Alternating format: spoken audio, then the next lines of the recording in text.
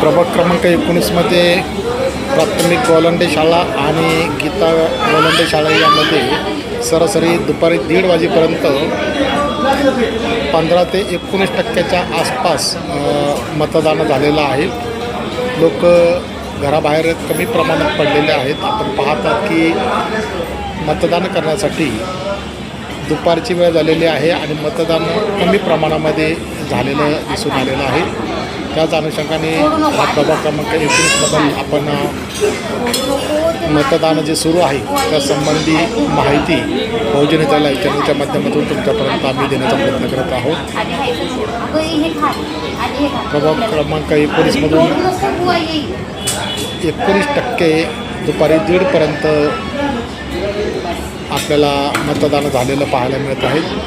पुरुष आणि स्त्री